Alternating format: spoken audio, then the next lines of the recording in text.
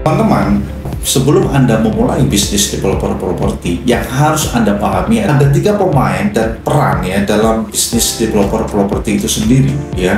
Memulai bisnis developer properti, peran kunci dalam prosesnya itu ada yang bermain di situ. Nah, bisnis ini ya melibatkan berbagai pihak ya dengan peran masing-masing. Nah, ada 3 pihak ya menjadi peran kunci yang harus saling bekerja sama ya agar proyek properti dapat berjalan dengan baiknya. Teman-teman harus pahami ini ya.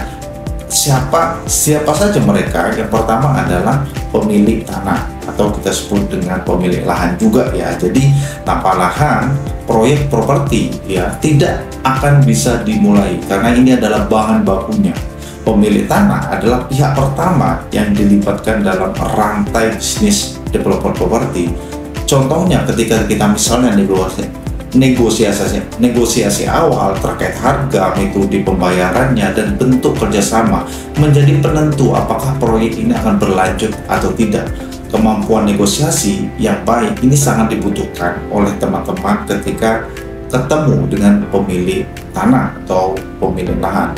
Terus yang kedua adalah yang berperan adalah pemilik modal. Jadi investor atau pemilik modal adalah tulang punggung dari segi finansial kita. Nah, mereka ini menyediakan dana untuk membeli tanah, membangun, hingga memasarkan properti.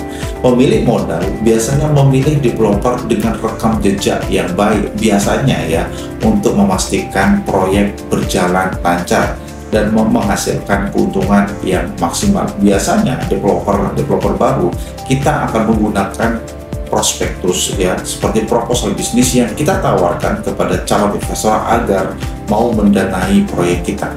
Terus yang ketiga yang berperan adalah developer properti, adalah otak dari keseluruhan proyek ya. Jadi mereka ini adalah orang yang punya skill dan bertanggung jawab untuk merencanakan desain, mengatur proses pembangunan, serta memastikan ya kualitas daripada rumah tersebut. Nah, skill manajemen proyek itu sangat diperlukan ya. Ini makanya kita belajar di Akademi Properti untuk bisa mengetahui bagaimana mengelola anggaran, pengawasan pembangunan agar sesuai target atau sesuai on the track ya. Jadi kolaborasi antara ketiga pihak ini, pemilik tanah, pemilik modal, dan developer, menjadi kunci yang utama dalam kesuksesan bisnis developer properti. Nah, ketika semua peran bekerja selaras ya, peluang keberhasilan proyek developer Anda akan semakin besar. Kalau Anda tidak punya dana, maka libatkanlah investor di situ atau pendana. Kalau Anda tidak punya tanah, maka kerjasamalah dengan menggunakan strategi kerjasama lahan. Itu yang saya maksudkan.